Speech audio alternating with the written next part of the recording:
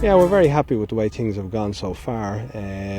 Inside the ropes we're as good as we want to be. I suppose the one slight concern that I have would be the rough at the moment. It has been a slightly indifferent summer we've been having to date, and so the rough is not really performing the way I'd like. But the Irish weather never tends to be too far away, so we're expecting some rain this week, and that should really blow the rough up to where we want to be.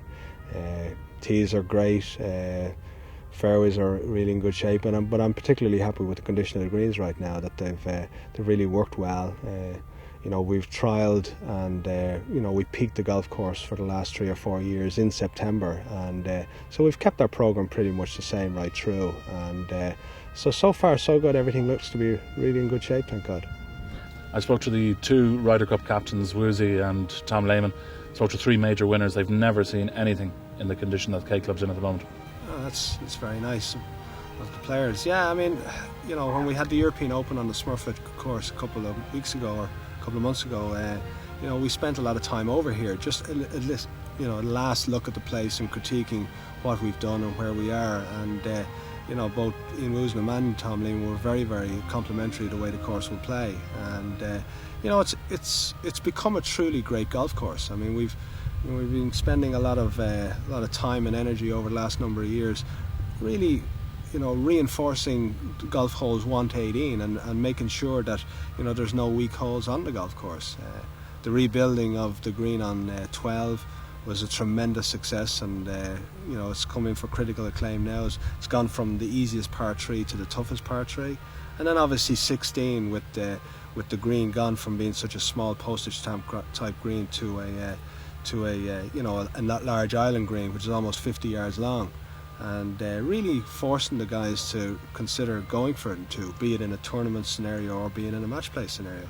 And so even if you get that green with a 50-yard putt you could have, you're still not out of it if you're laying up, but you really got to be very conscious of going for it too. And and that's just the 2 greens, and the additional 3s we put in with Ian Woosnam when he became captain, and the new pot bunker we put in on 18, and then obviously the workings, and everybody talks about the new swales we're putting in around the greens, which I personally am very excited about, because it adds a sense of traditionalism to the golf course and to the greens. And it's nice to have a strong, I suppose the word, tradition, that you have those surface runoffs and that you'd see in links courses, and we're adding that little touch in here at the K Club, and we're really happy about that too. I guess the K Club now is considered one of the world's greatest resorts. It also has one of the greatest greenkeepers.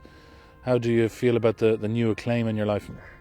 Well, I mean, I certainly wouldn't, we're constantly learning in this industry, and I certainly wouldn't put myself in the top echelons of superintendents in the world, but I suppose I'm glad that I would probably put myself in one of the hardest working ones, but I haven't gone down the road like the likes of Aidan O'Hara, Dermot Saunders and Lutterstown of going down the tutorial route. I've basically been working hands-on here since I started here 10 years ago.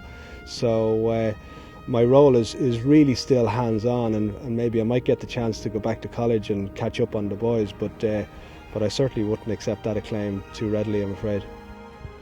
Jerry, obviously it's in your blood as well. I know your dad was involved in the same industry for many years. Yeah, well, I suppose I've been literally born and reared in the industry.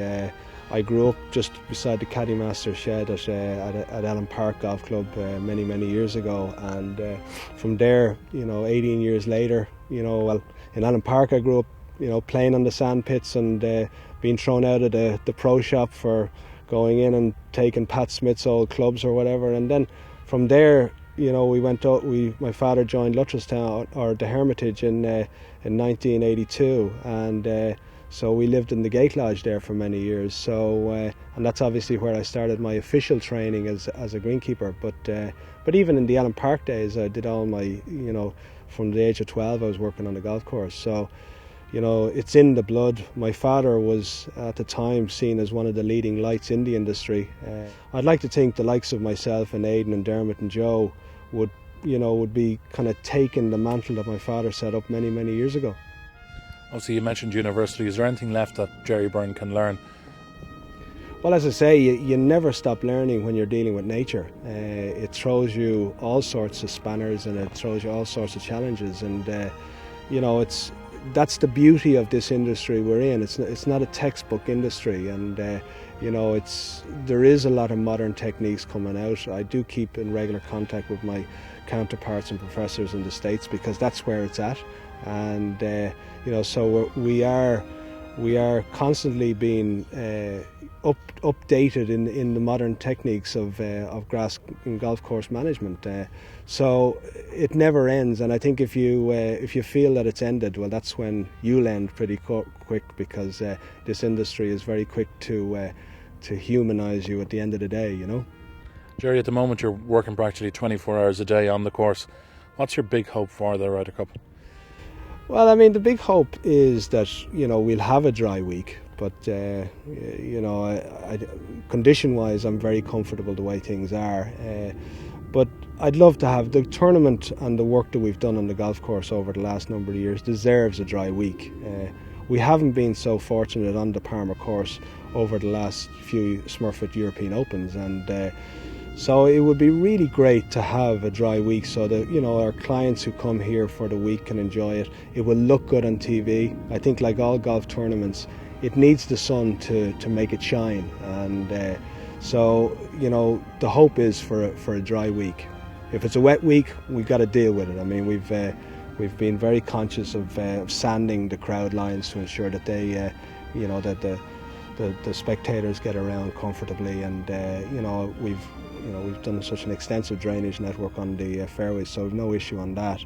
But our challenges is to ensure that everybody gets around comfortably. The golf course, I've just got to provide firm, true putting surfaces for Ian, and on the fairways to be running okay, and I'd love not to have preferred lies. I think that's something that I'd hate to see, because the golf course deserves better than that. But if it's a wet week, it's going to be. But so touch wood for a kind of an Indian summer. Arnold Palmer himself is one of your proudest supporters. He's almost a father figure in his praise of you. How do you get on with the rest of the team?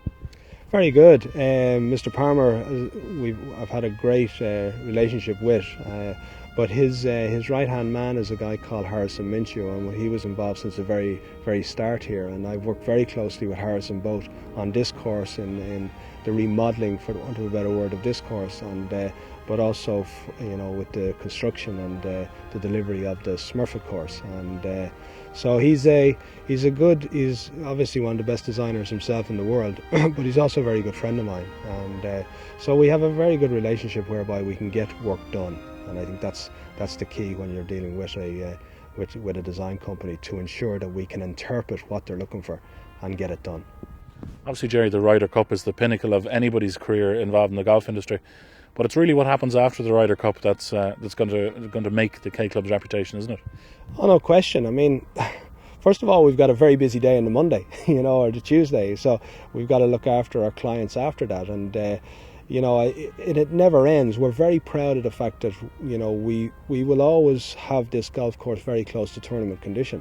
And that's the standards that's expected by the members. It's certainly the standard that's expected by our guests that come here. So we never forget that. And unfortunately, the week after the Ryder Cup, it's not a week that we'll be catching our breath or taking stock. It's a week that we're full on, and we will be flat out for at least another month or two after, before we can really catch our breath and sort of take stock of this wonderful event and this wonderful occasion in our lives. Jerry Byrne, obviously we don't need the sun to shine any more on you than it is already. Congratulations on a fantastic job. Appreciate that, Craig. Thank you. Golf Ireland is back just after this break.